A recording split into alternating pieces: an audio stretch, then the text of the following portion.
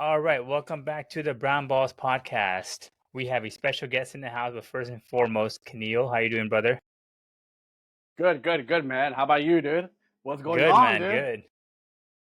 Good. We got playoffs in going on in NBA, but we have our special guest, Neel. How you doing, man? Good. How are you guys? Good. All right. Can you want to introduce Neel? Yeah, man. This guy, huge Sixers fan.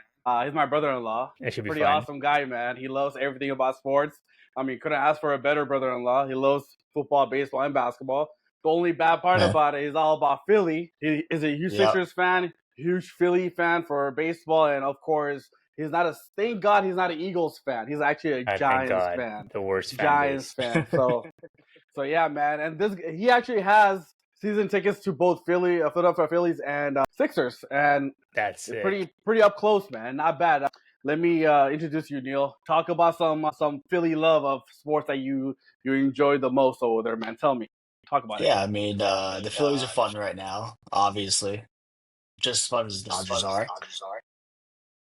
Sixers had a pretty bad season, but now they have a third overall pick. So that makes everything very interesting Yeah, definitely. And that's huge for and him. But that's huge for him entertaining. because, yeah, of course, that's huge because third pick, But having season tickets, yeah, good to go, man. That is awesome. That is awesome. So, I it's mean, it's good. It's always good to have a Philly fan in the house. We usually, me and Kenil, we have our other buddy who's also a big Philadelphia fan, but he's an all Philly fan, and he can get a little overwhelming because he's just nonstop 24/7 Philly.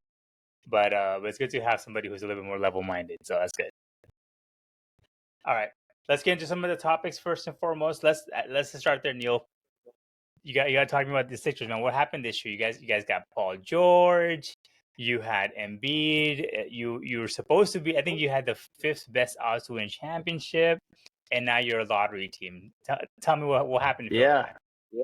I mean, it starts off just not being healthy, right? Embiid played USA basketball last year, obviously helped them a lot in some big games, especially in Serbia, but came this season unhealthy, right? His knee was still messed up. He got surgery for it. PG in and out, Maxey in and out.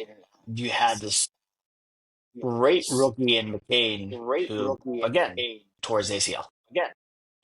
So that's the tail of the tape, right?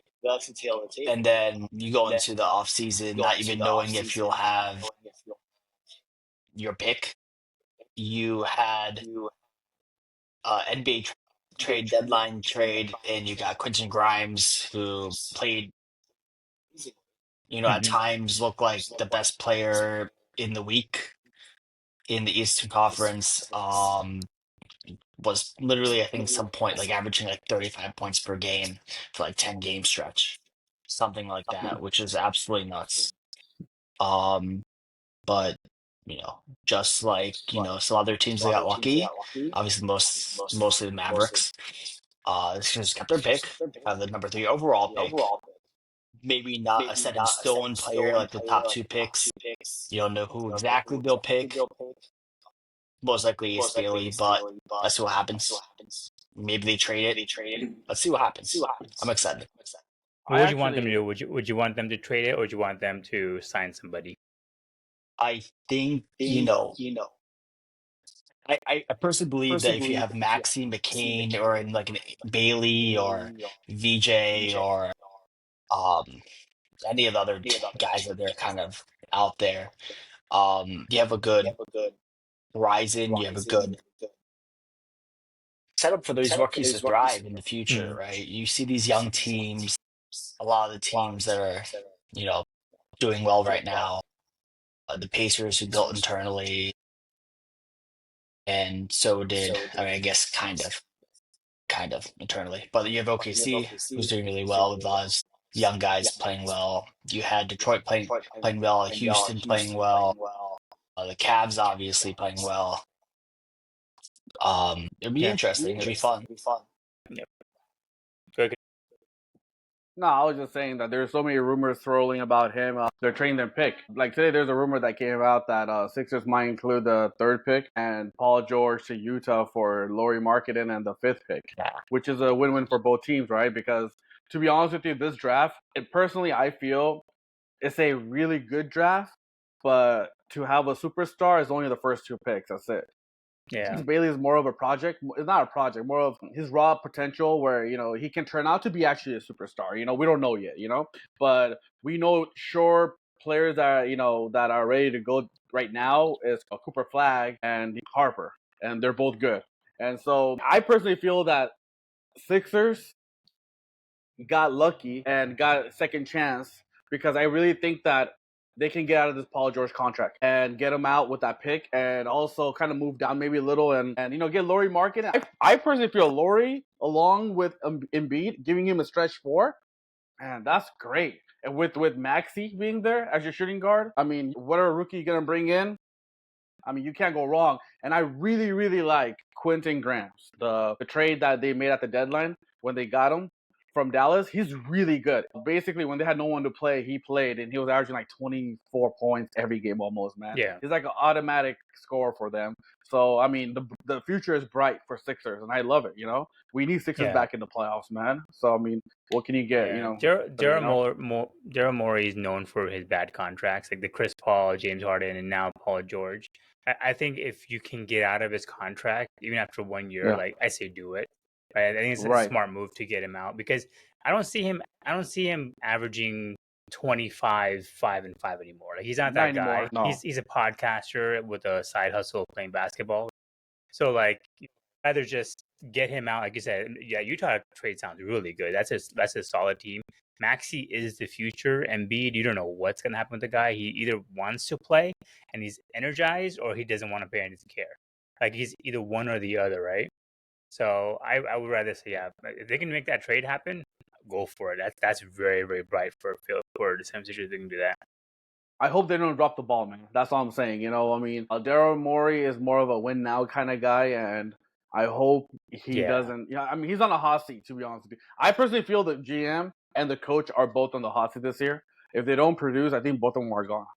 And they can blow this team up by next year. Embiid might not be there, to be honest with you, if he doesn't come back healthy. And so Embiid really needs to watch out what he eats. Yeah.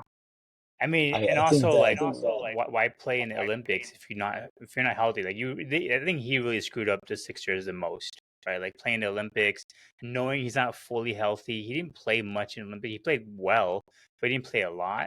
I think Steve Kerr knew that there's something going on with him, but yeah, I don't know why he chose to do that and not put all his effort into the 76ers. I agree, man. Yeah, I think that a lot of people out there that are hot seat. Elton Brand, some reason, the Hawks are interested in him during this offseason. I don't know if that's even real. Who knows? But I do not want to trade a future pick for getting rid of PG's contract, right? That scares me. It's the reason why the Sixers are in this mess with the sixth overall pick is because they had to trade out of Al Horford contract, which was pretty crazy, but who knows? Maybe the Celtics go and gives this guy some good money because he plays really well for them. And trading away the future, I think right now is iffy with Embiid's health, right? So, as a Sixers fan, do you have more faith in Embiid as a face of your franchise or Maxey looking into the future? If Embiid's one of my favorite players for us right there. But if he's not able to play, then what is it? What are we doing? Are we gonna have him as like a mascot? How like certain other players in this league they only play like 15, 25 games, a season, and they're like basically mascots out there. They might be a big name or heralded out of the draft, and they just don't play. I don't think that's what Embiid wants to be either. Right? So let's see what happens. That's why I think that's why I would say like Maxey should be your main. I mean, he even had to call out Embiid in the middle of the season, right? To be like, yo, you're not playing hard enough. We need you to be here and be all in. So you need that kind of player who's going to drive and lead the team, which I think Maxey does a good job. So if I was a Sixer, I would be like, this is who we're building around. Embiid, you can be like, I mean, he'll still be the best player in the team until he's not, which is probably a year or two down the line. But build around Maxey and what does he need? I don't think he's a good point guard. So maybe have a legit point guard to be there for him, so he can be a true shooting guard, and then you guys are pretty much set. So I think that's where I hope Daryl Morey goes. But I don't even think him and Paul George really mesh together, Maxey and Paul George, because Paul George is also ball dominant, and Maxey needs the ball to be effective as well. So I'd rather just build around Maxey if you can. Don't you think that once Embiid got that contract last year, kind of went to the waste? He's like, I'm good. I got it. I'm good. Yeah. I got the guaranteed money, and like he got his, get some McDonald's. He got his MVP. He got his contract. Like, all right, I'm good now. I mean, I told Neel many times, after the season ended, that if I'm the Sixers and if I do get top 3 pick, and if you're fortunate to get number 1 pick, they're close, but they didn't. They got number 3 pick. I told them, if you guys get top 3 pick, right now, Embiid and Paul George, even though they both did not play most of the season last year, they still are tradable assets, meaning that teams will still give you not a lot, but close to a lot back, And if I'm them, I mean, I would just draft Ace Bailey, keep Maxey. They already have a good rookie from last year, who's a good shooting guard. I mean, just build around that young core, move on from Paul George and Embiid, man. I feel that dark cloud I feel that Sixers won't go anywhere as long as Embiid's with that team, because he just holds that dark cloud, because he's been there through Ben Simmons era, Markelle Fultz era, Jimmy Butler era. I would call Markelle Fultz an era. I mean, think about it, man. I mean, you guys leverage all your future just to get that number 1 pick, and Boston just became a really good team throughout their picks, basically.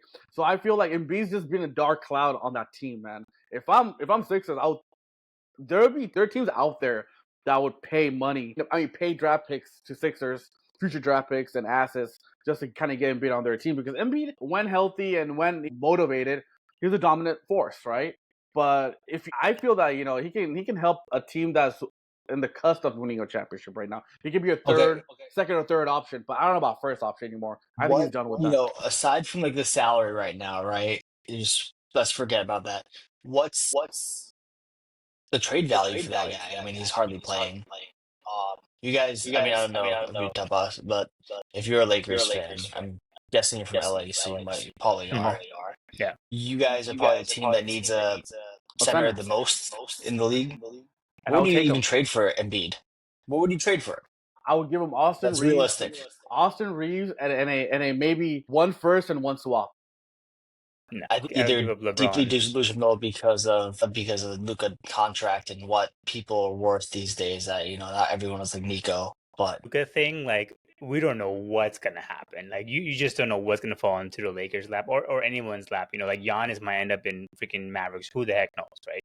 So like, there's that's the thing. I mean, Embiid still has a little bit of trade value, and I think a lot of that is because he's like a Jimmy Butler, where like when he's motivated, he will play his ass off, and he'll be the best player in the team. And I don't think he's really motivated right now, because I think he's seeing that the Sixers are kind of walking away from him a little bit. So maybe he goes to a team like the Lakers, or I mean, not Lakers. I personally wouldn't want him, but like somewhere else that could use him, like Boston maybe, and he'll be like very, very motivated, because Boston's an awful. And he would love to do that because he would want to get back at Philly, kind of treating him negatively. I don't think that's even possible. Because they're gonna let Al Horford walk, Jrue Holiday walk. They're gonna let everybody go. Porzingis is gone probably, right? They're gonna get rid of a lot of people. I just and then one thing I will say about Philly 76ers fans is that you guys know your ball, and you guys will love a player, but then also turn on a player when you know he's not giving his 100%. Like, that I appreciate. You won't just be like fully delusional about like, oh, no matter what happens, we're gonna love this guy. Like some LeBron Lakers fans that we have in the podcast. Kennel right here, yeah, right. Of course, man. Like that's why I appreciate about Phil. You guys would be like, yo, like, you're not playing up to what we expect, and you will call them out. Like Ben Simmons. I would say this player is probably the biggest leash in. That's true. Philadelphia sports history. If anyone who this is a guy who hardly played his first 3 years in the league, came out. They drafted two centers after him, right? Yeah, that's crazy. They did. Not with low picks, for pretty high High picks, pick. Yeah. Yeah. uh, and outlasted both those guys. Came in almost on rookie of the year, but got hurt. Brogdon won, and after that, I mean, he put in what, two NBA scoring titles and MVP, multiple, probably top five finishes, defensive player of the year. When healthy, this guy is a dominant force. When Right. healthy this last summer, he looked at times in certain games, the best player in USA basketball, right? And who knows if France would have won with him, right? That could have been a potential, that could have happened, right?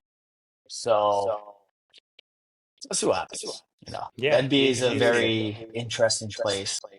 You don't know if the Minnesota wins this next series. Maybe they trade number one overall pick for Rudy Gobert, right? Defense wins championships. That's not gonna. That I wouldn't pass. I wouldn't put past him. That I don't know about that. Yikes. Yeah. That's crazy. I don't know, man. Tappet, you tell me, man. Like, history has said it, right? A rookie with a veteran team has not really worked out. When you have a top 3 pick, it's kind of hard, right? It's kind of hard to mesh that rookie, his development coming in his own is not meshing well. So, like, besides San Antonio, they're a young team. They got the number 2 pick. So that's great for them. But, like, 1 and 3, I don't understand this. Like, you have the number 1 overall pick and you're Dallas Mavericks, right? Your win now. Cooper Flag is barely gonna get time to, that process that takes for a rookie, as a number 1 pick, make him into that franchise. It's gonna be hard, to be honest with you. Same thing with Sixers. You have a Paul George and an Embiid who are in their early 30s to mid 30s, and then y'all Maxey who's in his early 20s. Maxey's like 22, 23. He's really young. And it's like such a far gap. So I don't know. I just don't like that balance of like young and old both sides.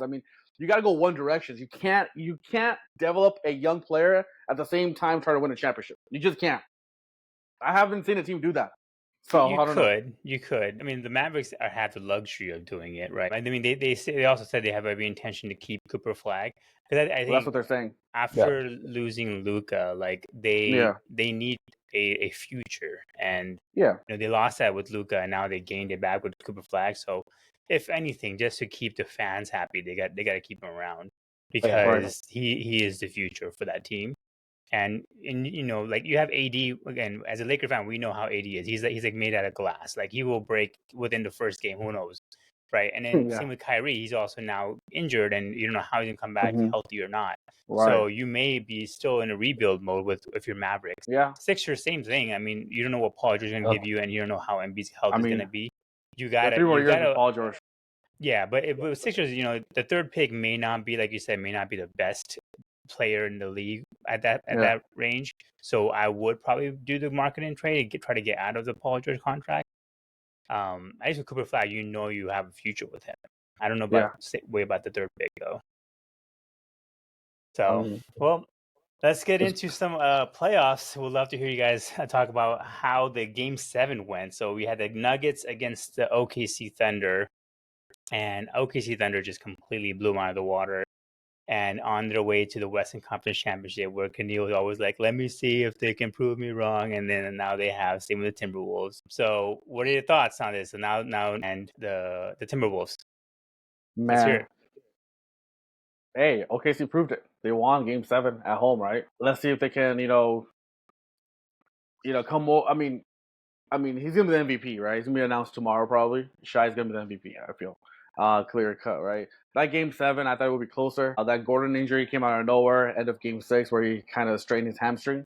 That was a big, downfall for Denver, of course. Man, I just felt that they're tired. Game 7, they just look tired. Not even that, man. Their depth, right? They're only going 6 deep, and they kind of opened it up like in Game 6. They kind of went 7, but still, they look tired, right? But I mean, I give it to OKC, man. They stuck with their plan. Even after that upset in game one, the day we were doing podcasts about, I think it was 2 weeks ago, where, game one was happening and they were up by 20 in the fourth quarter and Denver comes roaring back and Aaron Gordon hits that game winner, right? Yeah. I mean, this is what you, for them to win this game 7, overcome that game 1, that's truly built for a championship. Because the thing is, as a number 1 team, you're losing game 1, coming back, you win game 2, and then they win game 3 in Denver, and then Denver wins game 4, right? That truly says that you're ready to win this championship and go to the finals, actually. If not win the championship, go to the finals. You're built for it. Because if you look at Cavaliers on the other end, they lost game 1 to Indiana, right? They had the same type of recipe. They were up by like 20-something, in that game 1, and Pacers came back, and they won game 1, right? They won game 1, and then game 2, they were still up again.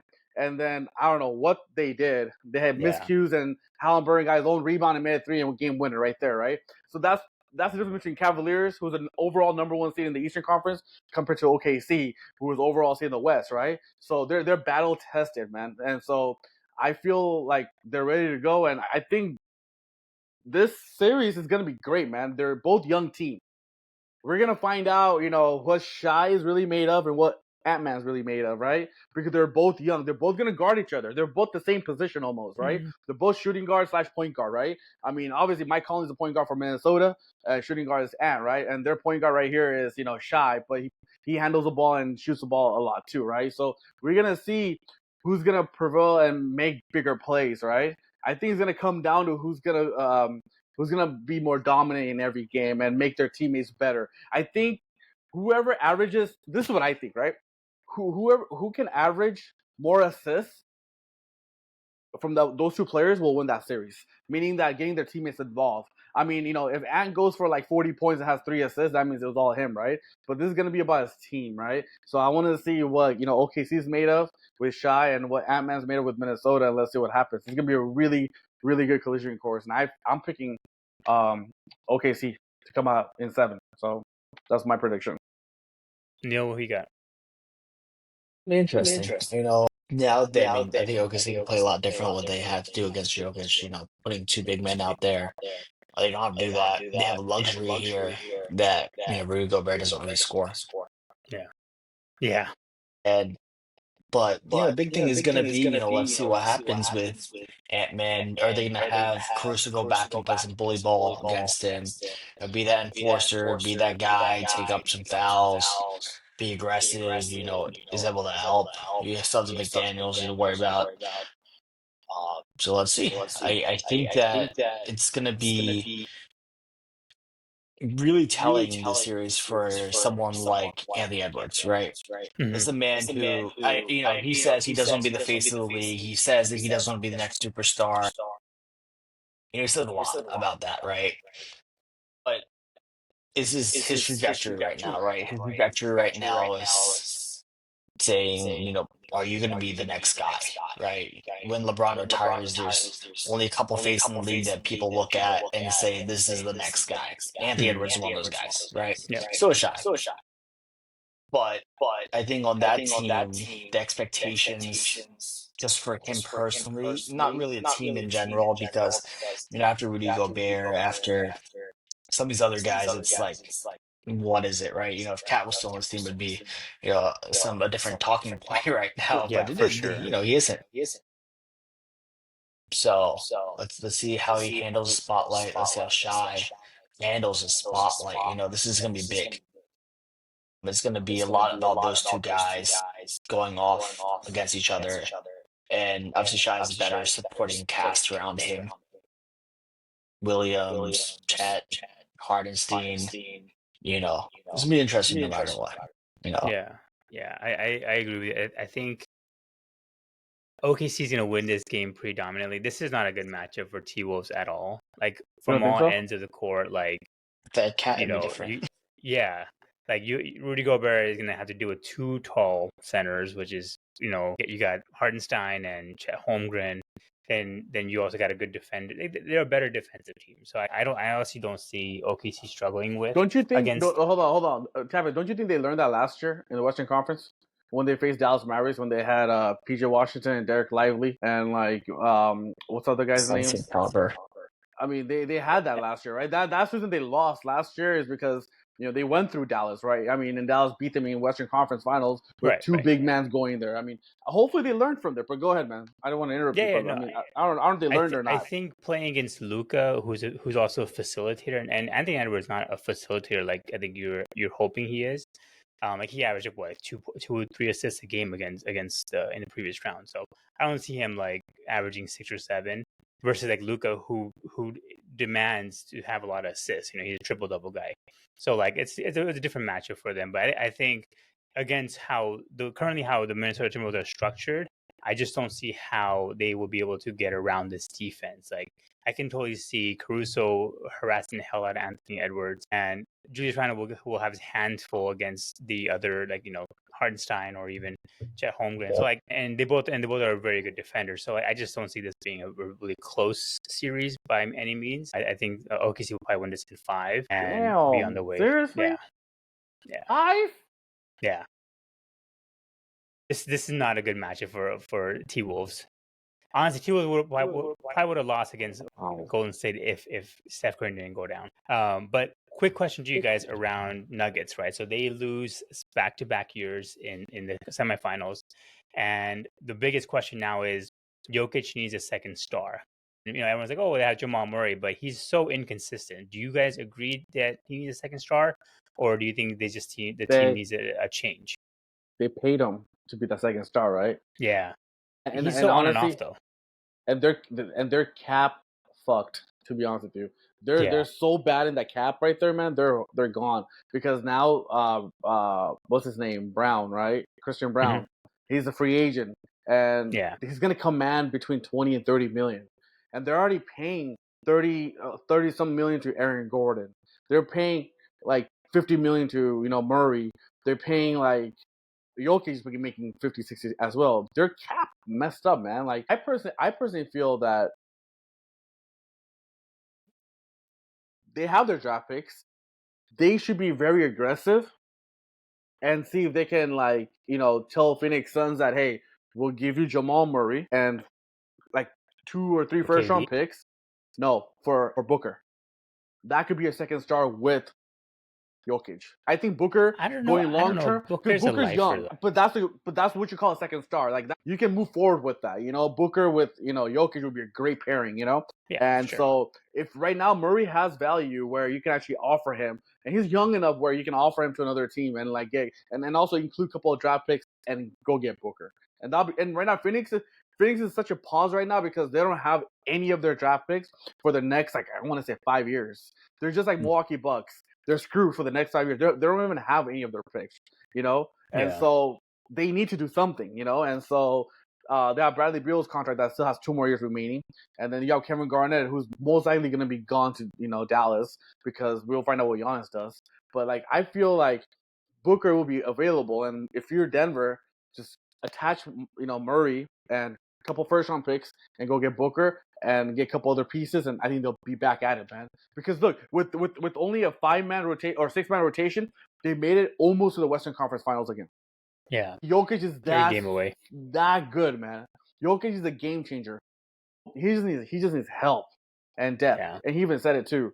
So that's why he ran out of gas in Game 7. I mean, the dude's been carrying that team. Yeah, Neil, what do you think, man? Yeah, I think that. Obviously they had a big problem with MPJ. I think that they probably, outperformed expectations going this offseason, right?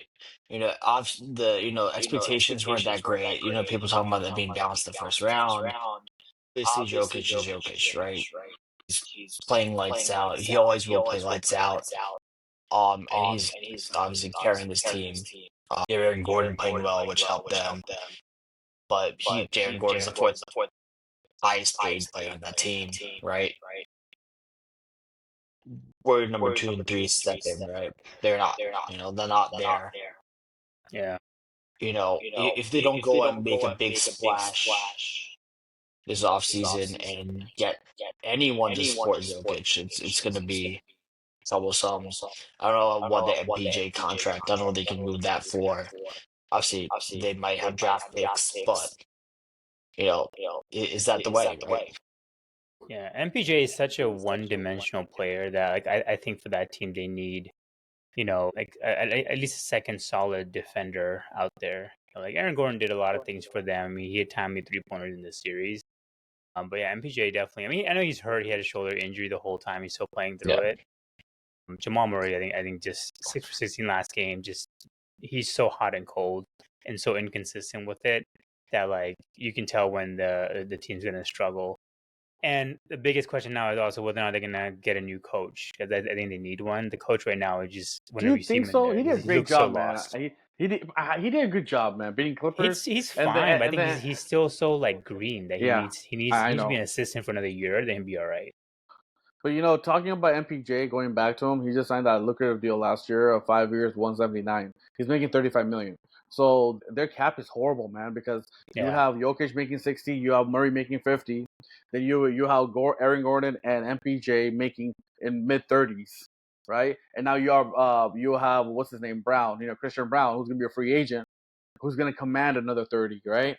So you can't afford to lose them, right? Because every year they lost someone. The first year they won the championship, they lost Bruce Brown, right? In free agency. Last year they lost Caldwell Pope, who was instrumental to that team as well.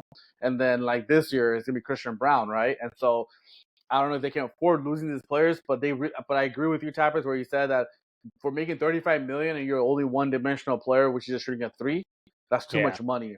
But there is so Yep. much in love with MPJ, dude, that they don't want to move him. That's the reason know. why they had that dispute between Mike Malone and their GM because one person wanted MPJ gone, another person wanted him there, and like they just couldn't handle it, right? Because But he like, has did you? value. Yeah, but you also, I mean, I don't know if you remember this recently. Like, there was an Aaron Gordon and Russell Westbrook issue where, like, apparently Sure. Russell Westbrook may have punched Aaron Gordon, and Ramona Shelburne said that, oh, this is what happened. They denied it, but everyone's saying that it was MPJ who leaked that. So maybe he's also a locker room issue. No one Like a trusts him rat. anymore. Yeah, Or like, snake, like how D'Lo was right with the Lakers and Nick Young, like same thing. But yeah, it's definitely interesting because the Nuggets are. I mean, I think Jokic will probably wait and see how they do because Yes. otherwise he may want to move on. One more year left. And then I know the Lakers fans like, oh, he's from LA. Yeah, of course. We have All the Lakers fans. well, our salary cap. Our salary cap is empty after this year, dog. Like empty. We can observe his contract and Neel, pair him up with Luka. You gotta. I'm a big Laker fan, but you gotta love the delusional Laker fan who just think we get everybody. Like our starting five should be the all Wait, stars. did you think we could get Luka? No, hold on. Did you think? Did you think we get Luka? Yeah, I No. told you. No, Go you after didn't. Luka. Only- I Shut said the go after heck up. Luka. Shut I said the go hell after up. You did Luka. not say- I said. No, I always no. said when Luka's available, we'll get him.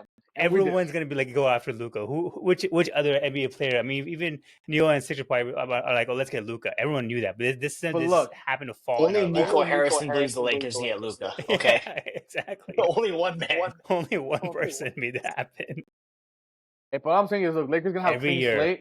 Lakers gonna have a clean slate after next year, man. So we'll see what happens, right? Once LeBron gone, Let's see, I'll be man. happy, dude. All right. East side. Now we got the Knicks and the Pacers. The rivalry with Reggie Miller, Spike Lee, all the nostalgia is back. Actually, man, I'm very happy for the Knicks. I think they deserve the win. I mean, people are saying, oh, Jason Tatum was injured, but I think even with him, they probably still would have lost in Game 6. I'll just say my pick. I have the Knicks winning this one. I think they're a better team overall, and I think they'll be going to the final, which is crazy to me. And I never imagined Knicks win the finals in my entire life, but here we are. What do you guys think? Go ahead, Neil. Yeah, I mean, this is, a big thing, right? It's Knicks, man. It's Madison Square Garden. It Yeah. is the most famous arena in sports. At the beginning of the season, before the cap trade, you're like, oh, great, they got McCall Bridges, amazing. They have this Villanova Knicks. They decided, let's go get Cat. Let's go send Dante DiVincenzo out. And, Dante DiVincenzo played so well last year. It was shocking, right? It was like, this is how badly you want to get rid of Julius Randle. I mean, it's also getting Cat. So it's like, oh my God, right? Now the Knicks have it. The New York sports is back on the map. Yup. because of one team. Yup. Obviously, in football, both teams suck. In baseball, obviously, if the Yankees stay healthy, it would be big, but they are not able to stay healthy right now. So it's the Knicks. And being a Sixers fan, obviously, have some animosity, but it's fun. I mean, I know a lot of guys who watch those Nova guys at Villanova, and it's fun. It's cool to see. I think that they will probably beat the Pacers. Plus, the Pacers probably have some more couple of, years of experience where they've gone far, last couple of years in the Eastern Conference playoffs. So let's see what happens. I think Tyrese Halliburton is a fun guy to watch, and Miles Turner is great too. Maybe 5 or 6. I was saying somewhere between. Yeah. I'm not gonna say the 5 games that you know the Western Conference Finals that you guys are predicting. I know. I think That's these just guys me. can That's pull just out. I me. think that he's gonna pull off 2 wins. All right. Yeah. I feel. I think it'll be a 6-game series. Yeah. Oh man. Okay, who you got? Look, Tapas. I don't There want we you to go. think I'm a bandwagoner. All right. Look, people who know me know me. Knicks is my second favorite team. I love New York God, here we Knicks. go. Here we Okay. go. Look. I Who love is the your Knicks. second best favorite team? My football second favorite team Yeah. is Cowboys. You know that too, man. Oh yeah, I know that. For baseball, You say his baseball is third favorite team is the Celtics or something coming up. no, never. And my second favorite team for baseball is Red Sox. I love Red Sox, so I can root for them. But going to New York, man, I think on Friday when the lead was like 40 points and the clock was winding down, I don't know if you guys were listening to Mike Breen. He put it in the most perfect way ever, and it kind of gives you chills about it, like why people are going crazy in New York for Knicks. He said that if you are 24 years old right now or younger, you did not witness New York Knicks Eastern Conference game ever.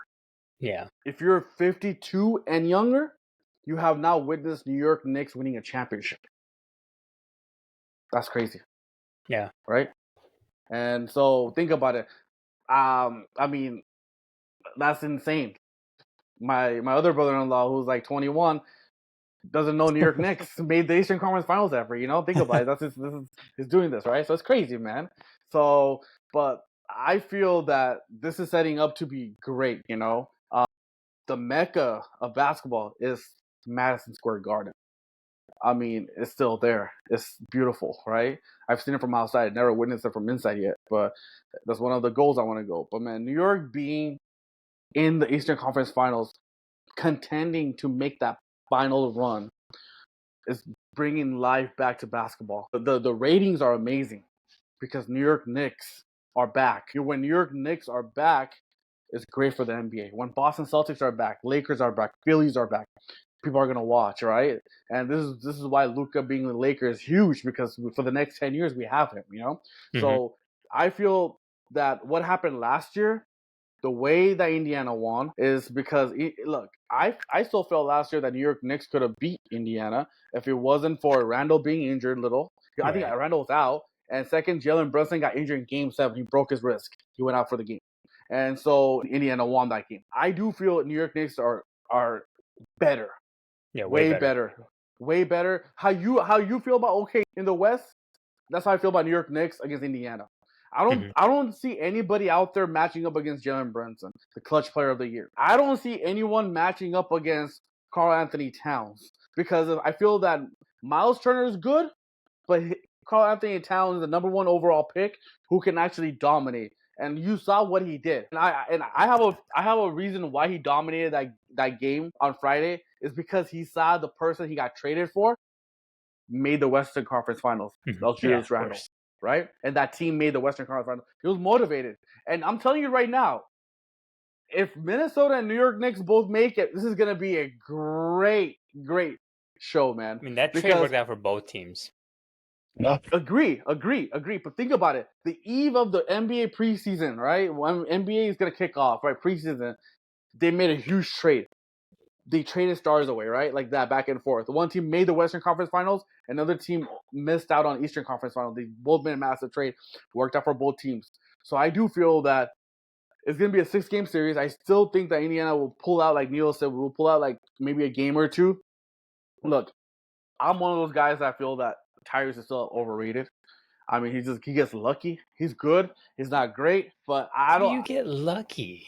What? Dude, You don't get lucky by You playing beat that the well. number one team, and he won that game twice by himself. How is he overrated? I don't know, man. I don't How think is that lucky?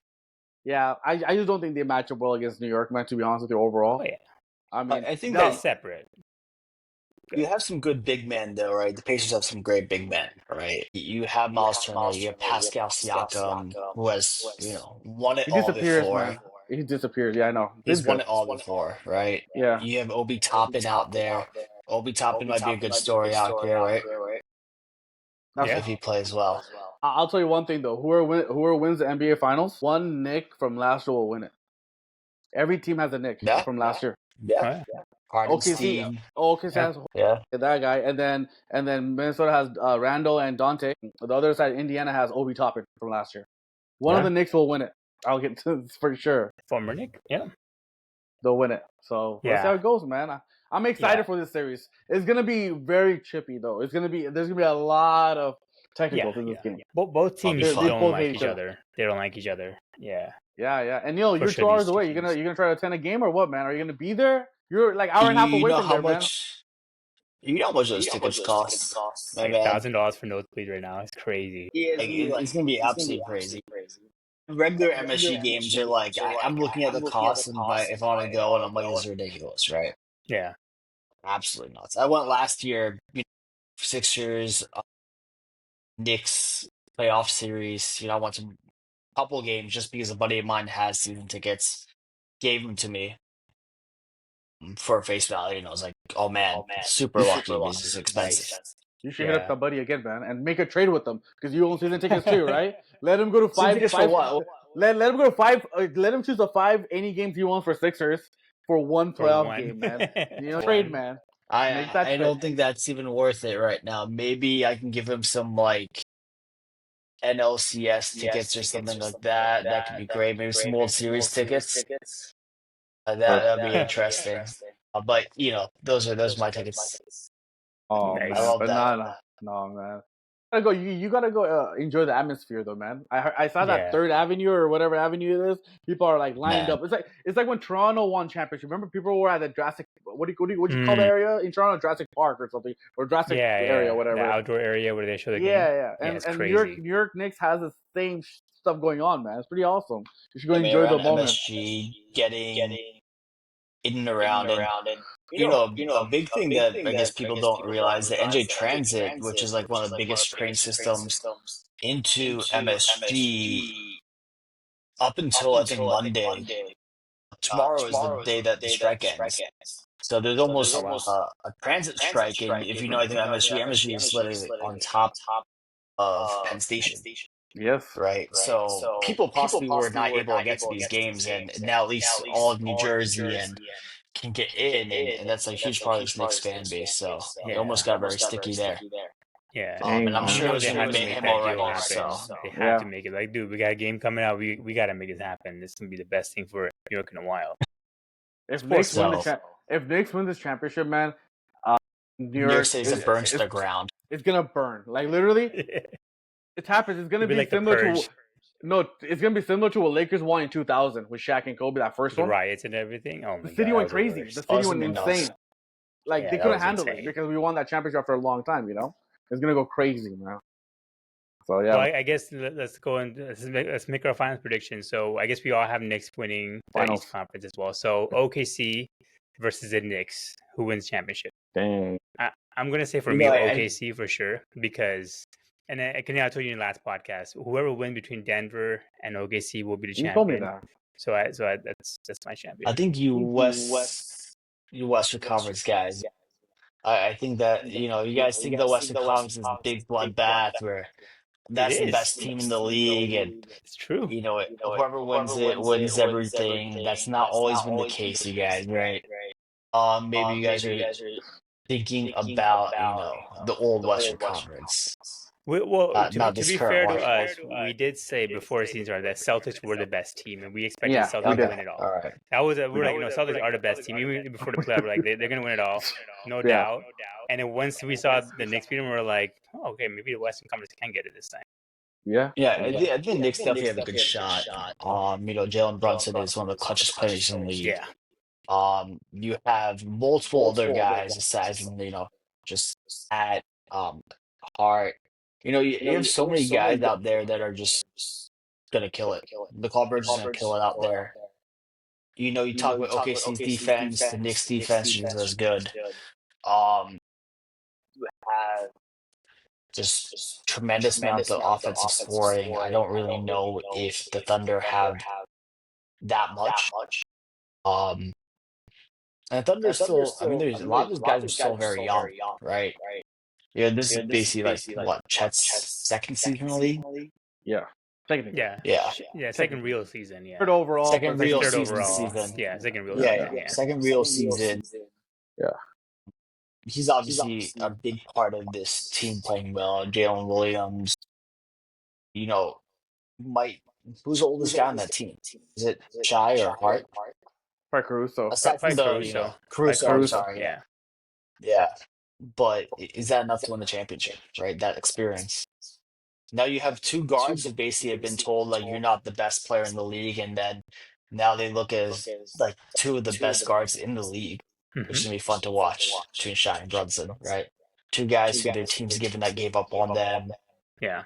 and now you look back and you're like, why? Yeah. So, That series will be a lot closer than the OKC and Yeah, Timberwolves. of course. So how many games, Neil? How many games do you think Knicks will get it in the finals? All of 7, man. That's How about it. you? How about you, Tapis? OKC, how many? Imagine game 7. You know OKC? Game 7 would be OKC though. It's not can be an MSG. It's okay. So game 6, MSG. I'll put it there. Game 6. Yeah. I think it'd be OKC in 6. Look, man, I'm back and forth on this. OKC and New York, they're both right there. As you were saying that who I think is gonna win, I was thinking, what's gonna be a difference maker in the series, right? If they both face each other. So we all know Shai is a better player overall between both of the teams. He's the best player, and his length guarding Jalen Brunson is gonna give him a lot of headache, and so that's gonna be a really interesting matchup. But then I was thinking in my head, diving deeper, right? Shai is gonna do what Shai is gonna do. I feel that Jalen Brunson's not gonna be that much. He'll be effective. He won't be good, in this series because of the length that Shai brings with Caruso out there, with defense. Then I figured that, okay, fine, take Brunson out. Who has better number 2 through number 5 options? And I feel that Knicks have better. If you take Shai away, Shai's your number 1, right? And Jalen Brunson's not gonna have any kind of impact in the series. I feel that Cat, Mikal Bridges, and Anunoby are going to be scoring there. I don't see where OKC is going to get the scoring from, like Neel said. Because Jalen Williams, I mean, against Denver, he was on and off. I mean, I don't know if you saw that series. One game he scored 21, another game he scored 10, right? He wasn't that consistent scorer behind Shai, right? Williams is their second best player, for OKC, right? And Chet is still a little young. He's second year overall, and he's averaging up about 10 to 14 points. Again, he's not consistent either, right? You need more consistent players, right? And I feel that New York actually has better players right after, their best player, and so I do feel that, Karl Anthony Towns can create for himself and can get buckets, right?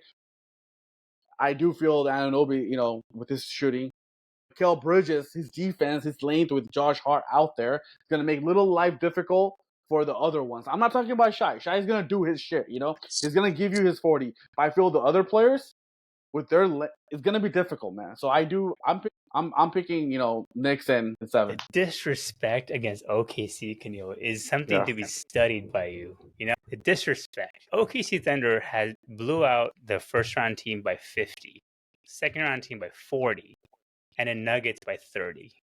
They have offense and defense. They're not just a one-dimensional Allen Iverson, the Philadelphia Sixers against the Lakers kind of team. They are legitimately the best defensive team that we've seen in years, and a really, really good offensive team. I'll give you that. the games will not be blowouts. I think it'll be down to last possession, couple of them. The Knicks will probably give the most fight against OKC than any other team has so far. But I still think OKC is the better team because Carl Towns has turned into a 3-point shooter. I don't know if you saw that in the last few games. There's been one game where he really wanted back to the basket. I'm going to low post. Every other games, he's just shooting 3-pointers. Yeah, I agree. So he's Mr. Inconsistent himself. If he plays back to the basket, then he might have a legitimate case. But they have too many weapons, though. Knicks have too many weapons for wing players, man. They have Mikal Bridges, Josh Hart, who's also inconsistent. I know, man, but out of those 4, 2 of them usually show up. The other 2 are off, and then the other day, the other 2 show up. The other 2 are off. Like if you look at that Boston series, like when Towns was going good, Mikal was off.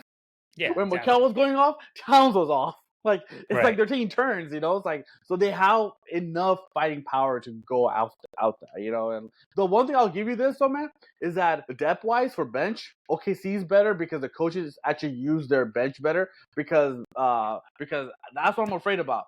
Thibodeau is only gonna go 60. That's it. He's only going 60. And I think they're gonna get tired. Loves to play 6 players. And they're gonna get tired, man. I mean, it's gonna be the West. It's gonna be the championship game, but at the same time, I do feel the moment might get a little too big for the OKC young fellas than the Knicks because Knicks are a little veteran, man. And so, I mean, they haven't made the finals. They haven't made the finals, but Knicks are a little veterans. I feel like Perkins up in here, man. I'm always like, OKC the best team, and Kenil's like, no, he's not. All right. I mean, but Vegas has them like minus 180 or something like that. So that's what they think. They think OKC will have it. Yeah. I mean, they were the best team. So, I mean, although Vegas also had OKC and Cleveland playing in the final, which none of us honestly here thought that was never going to happen. Cleveland was not going to make it. But okay. So let's get into some football. Let's go first into our first ever Giants fan in the column here. Oh, man. So what's happening next year? Give me a vibe. I think you and I talked about earlier. They have the toughest schedule in the NFL next year, which is like, welcome back. Their season's over by week 7, dude. Their season's over by week 7. Let's go by there. Well, tell me, man. Tell me. I wish that during this toughest schedule, I think one of the toughest schedules ever in NFL history. That's what they I think I've read that somewhere. I kind of wish they wouldn't have like one of the most boring quarterbacks in the sport in Russell Wilson. You know exactly what you get out of him. Maybe he can pull off a win here and there. Maybe they go like win 5 games. So if that. Let's see what happens. I kind of wish it was just Jamie throwing stuff out there. See what happens. Touchdown or pick. It'd been so much fun. I agree. I think you just want a fun. That's all we want as Giants fans. We just want to have a fun season. Something that's you can watch the game and not just be like, oh my God, why am I watching this game? Right? That's all we want. Hey, it's a redshirt year. They have Jackson Dart. Let's see, next year what happens with him. I'm excited.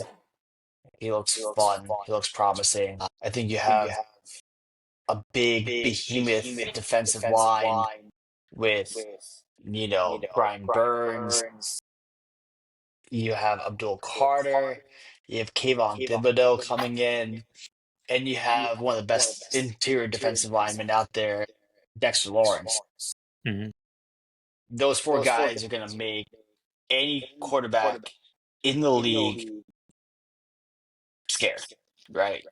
And I think that's a return to real Giants football. The 90s, the 2000s, where you had multiple pass rushers out there, really just punishing guys who hold the ball too long.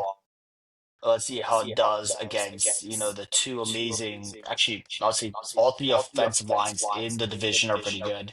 Cowboys probably the worst one out of them. The Eagles obviously best offensive line in football. They have like 5 guys who are over 7 foot tall or something like that. I know it's not 7 feet tall, but they're big guys. Giants, yeah. Right. And you have the best running back in the sport right now, probably. You have a quarterback who can manage the game better than anyone else. The Eagles, Yeah. the Redskins have a amazing rookie, great offensive line. So let's see what happens. The Yeah. Giants. How do you guys think about the Rams? Wait, no, hold on. We're not going there yet. We're not going. Hold on, Oh, hold on, man. hold on. By the way, Okay. I have no team. I was a Brady All fan, right. so once he retired, I have no team. I just We're left not his going man. there. So 2-0. Giants his first 9 games, man. How many wins do you think they're gonna get? I'll read you the Maybe names. one. No, you will get one. I think you will get against the Chargers. The Saints. Saints. Saints, yeah. They play Commanders, Cowboys, Chiefs, Chargers, the Saints, Eagles, Broncos, and Niners. That's a death row right there, man. So usually in the last couple of years, we played the Eagles in like December and January and stuff like that. For some reason now we have them in the first like half of the season. We don't have a bye week until like I think like week 12 or 13, which Yeah, is aggressive. It's pretty bad. Yeah. Maybe by then Pickens has turned the Cowboys into, a circus. It could very easily happen, I agree. we Yeah. know that. And then, maybe you can beat the Saints. Maybe you can beat the Chargers because obviously the Chargers haven't been, they've been an amazing team, but they haven't been all there, right? In how many years? For a For while. mostly ever. Yeah. As long as I've been alive. Yeah. So, maybe you can get 2 wins, 3 wins. Look, I think it's a punted year already. Sadly to say, even before training camp even started. But I will say that how Russell Wilson played the first 8 games or so, get them out of the playoffs, eliminated, and then how Jackson Dart go ahead and start from week 10 and beyond. At least Jackson Dart can see how football is and what's expected of him. Don't throw him into this Eagles and Chiefs and Niners. Yeah. Don't throw him in there, man. You're gonna scare the. You're gonna ruin his career. Eagles would, because you play Eagles twice in 8 weeks. That's insane. I mean, don't do that. I mean, you no. Just wait. Let him I watch. think part of the issue with Daniel Jones was that you put him out there way too early. The offensive line sucked, and he got pummeled. Right? You don't want that for the next quarterback of the Giants. I think that you have what, 4 quarterbacks in the locker room right now. Yeah. I'm sure it's gonna be 3. I'm sure they're. Three. It's three usually. Yeah. I'm sure Tommy Cutlets is gonna be out of Or there. Tommy DeVito, right? Whatever his name is. Yeah, The it's his French guy, nickname. right? Yeah. Yeah. So, it's I'd rather just see Jameis play if Russell doesn't play well. Yeah. At least it's entertaining. At least it'll be fun. I don't think that so by the way, after week 10, it's like the Bears, the Packers, the Lions, then it's the Pats. Yeah. Then you have a bye week. Then you go Washington, Minnesota, the Which Raiders, is not and then bad. Dallas. So like It's that not part of the bad, but it's not great. but that part of the season, you want Jackson Dart to start and show him like, okay, let's see. You learned the first Maybe half. after week now show us. 17, the Raiders and the Cowboys. Yeah. Cowboys on the last week of the season. If they're in the playoffs, then Right. maybe they just call it off, right? Of course not. Yeah. Yeah, I don't. I think the Giants will win more games this year than they did last year. As long as I think Jackson Dart starts earlier. I don't think Russell Wilson is gonna really do much for you guys. But Jackson Dart is I mean, I don't know if you saw, he has the highest some kind of score. He scored the highest in the ever, tied with Lamar Jackson, 100% in that test, right? Which shows like his potential is like through the roof. So I think throwing him out there maybe against, like you said, maybe Patriots, Commanders might be good toward the end of the season to see what you have. But I honestly, like, it might be a hot take, but I don't think the Giants are that bad. They're probably equal to the Cowboys. But you just have two really good teams in the division. You have the Commanders and you have the freaking Eagles, which is you play the AFC West, which is like a nightmare to go against. So that's a big part of it, right? For sure. I think that the defense looks really great. I think the offensive weapons that they have are fun and great.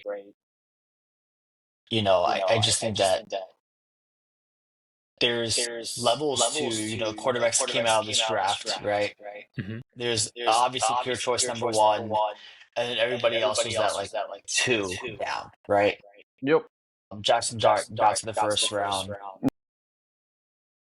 Only because the Giants traded up only like 5 or 6 spots to go get him. Something like that. Because they had the second vacant, And they moved the into third, the second, yeah, second pick of but, the second. So but they had the best draft picks. Yeah, Abdul they had the best player in the draft. I think Abdul Carter is probably the best player ready now there. That's gonna be a monster. And honestly, I think Jackson Dart is probably the best quarterback that was drafted. Yep, I agree with you guys. Let's see how Cam Ward does. I think that guy's really good. Yeah. I agree. The signings that happened this week. What do you guys think about Brock Purdy getting paid, man? What you guys take on that? Team friendly, right? What, 55 million? 53 million per year, right? Yeah, it's about that. Yeah, 181 guarantee. I'm happy for the guy, man. So he got paid. He played hard. He was like very like it was like a minimum salary, man. It was like making less than like 900,000 or something. Yeah.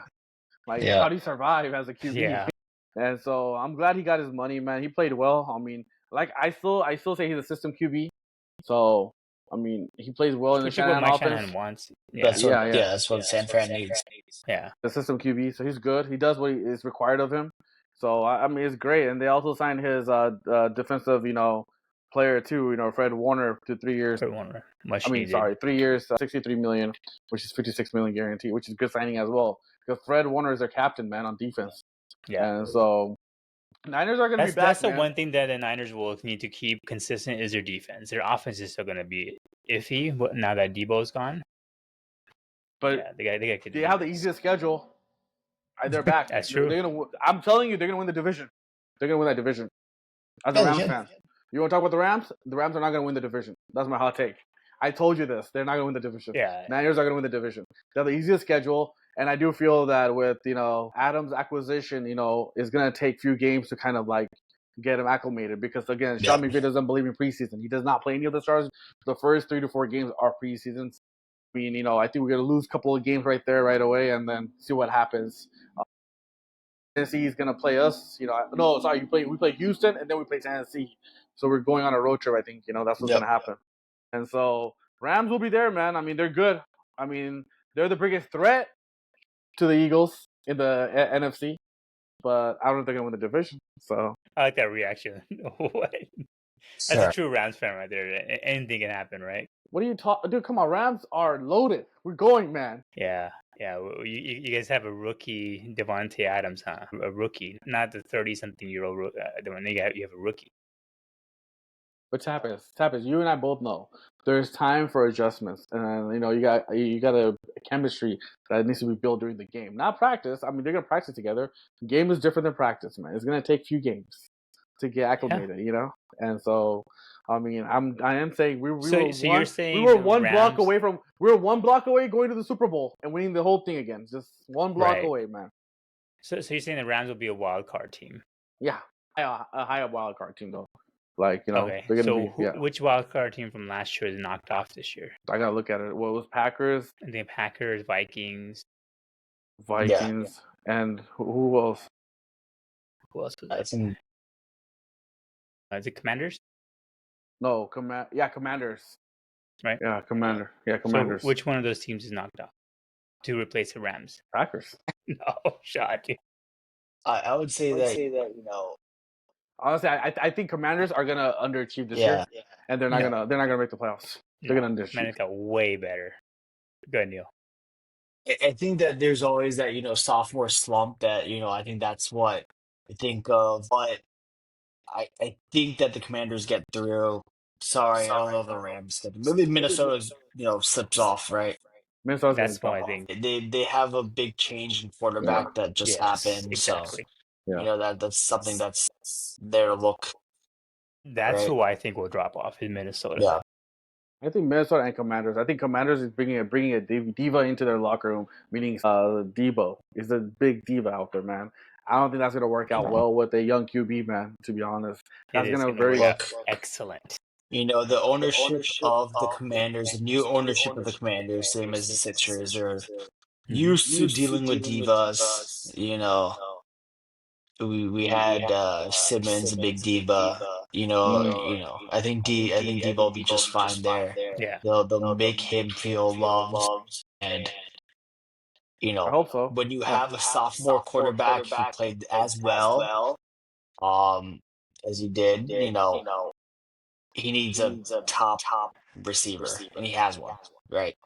And which receiver isn't a diva, right?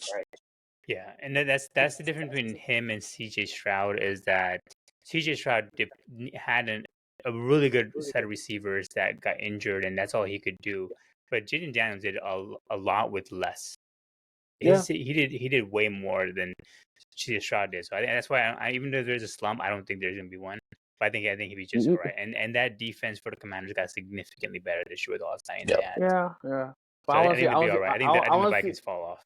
I want to see how the defense is going to be ready for him this year.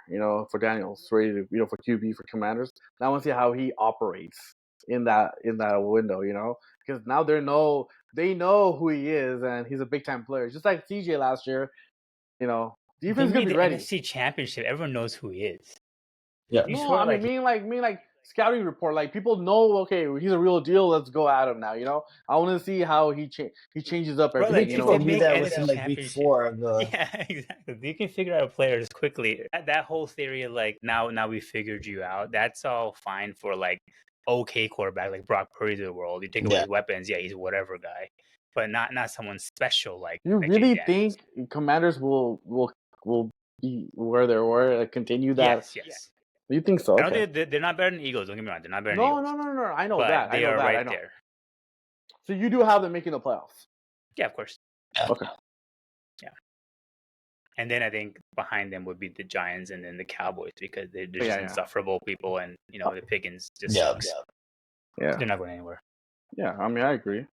Well, I have one trivia that one. If we're gonna wrap it up soon, which we are going to now, right? Yeah. Okay. So Knicks had a 24-year drought of not making the conference finals, the furthest. They just made it, so they're out of the the 24-year drought. Name me 5 other teams who are currently in that drought right now, the longest drought in NBA right now. For the finals, the 76ers have not made the conference finals. Eastern Conference or Western Conference have not made the conference finals. Biggest drought, longest drought. Sixers. 24 years. 21. Yeah, Sixers are right there. They're number 3 overall. You're seeing the other 4 teams out of that have There's two over other 24 teams. years. There's 2 other teams that is over 24 years. Sixers are number 3 in this list. The Nets are 2002, so it's not the Nets. Pacers. No. Pacers made it last year, brother. Pacers made it last year. Eastern Conference. No. That's right. Clippers made it like 5 years ago. No, 3 years ago. Hornets. The Utah Jazz. Hornets are number 2. They're in 37 years.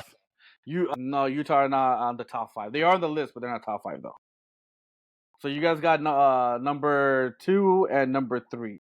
So you need Pelicans? 1, 4, and 5. Pelicans number 5. So now number 4. Number 4. You need number 1 and number Pistons. 5. Pistons. One's in the East and one's in the West. They both missed the playoffs this year. The Kings. Yep, they're number 5. And there's one more left overall, number 1 overall. Come on, how are you guys not gonna get this number overall team, man? They suck. Eastern team. Eastern team. They have not made it in 46 the Magic. years. 46 the years. Magic.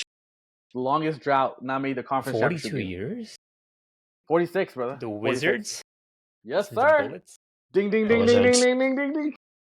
Or the Bullets? Oh my god. So out of those teams, who you think is gonna squash that drought? I feel is going to be the Sixers. Yeah. The next team. Who's most likely? Yeah. Likely, yeah. No, I don't think so. I definitely say no. If this Embiid and PG stuff goes bad, you're going right into rebuild. When are you going back to the conference finals? But you have Wizards, Hornets, Sixers, Pelicans, and Kings. Yeah, none of I them. would give Sixers still a better shot of squashing the drought than any other team. Kings If the going Kings nowhere. didn't blow Pelicans up like how they did, yeah. If the Kings didn't blow up how they did this year with Mike Brown gone, everybody gone, like I would probably give them the doubt. But like now they're full rebuild, I would probably still give the Sixers. And the East is going to get weaker with Giannis potentially on the move, right? I don't know if you guys heard the Chris taking the East, Haynes though. report. No, they're meeting this week. Chris Hayes said that Giannis is going to meet with Bucks organization and think about their future. And there's been rumor that Bucks have been trying out top 8 prospects already in their thing. Yeah. Let's see. So on that list, how screwed did the Hornets and the Wizards get, right? Talk about the Jazz got screwed too. That's true. I mean, you have those three teams that really, really got messed up by this NBA draft lottery. If they end up either of those teams got one or two, you could be like, they are the ones that are going to be changing. Imagine this young Wizards core with Cooper Flag. Imagine LaMelo and Flag next to each other. Yeah, that'd be great. It would have been insane, right? That'd be great. But that'd be really that's good. part of the Luka trade, though, right? That's part of the Luka trade. So do you guys believe in that conspiracy theory that this is fixed? I don't think so, man. Too many people got to be in it. I don't agree with that, man. Yeah, with way too many people that had to be involved. I think in that kind of secrecy. it would have to be every single reporter that watched these, whatever the balls do whatever they do. I don't know if you know in that when they do that stuff in the back room, right? They have independent reporters. Yeah. They have Ernest Young who's actually doing the whole thing, right? Mm-hmm. They'll go down crashing if that happened. Then they have different reporters from NBA, selected coming in, and then you have NBA team representative in there. I mean, there's so many people have to be in it to make it fix. Yeah. And they're doing the ball like selection. So there's a guy who has his back. I don't know if you guys seen this, but it's on YouTube. There's a guy in the back turned to the ball. The ball's going in that machine, and I think there's a timer for like every 14 seconds or 12 seconds. He says stop, and that's when the guy who's actually in charge of the balls presses and the ball comes up. So I don't think there's a conspiracy where they wanted to give it to Dallas. I just feel that it was just good karma, for the folks of Dallas that they got this, so I don't think so. There's there's a lot for the Dallas Mavericks ownership and GM to get that, that blessing. They needed that. Oh my God, that team needed it so bad. They can go a lot now. Yeah. Glad they got it. Well, we will end it there. What do you guys think? I appreciate Neel coming on, man. I know the clock ticked midnight, so for him it's Wednesday morning right now. Tuesday morning. Guys. Appreciate it, man. I thank you so much for coming on, man. Thank you, man. Yep. All right. We'll see you guys next Brown time. Balls out, man. Thanks.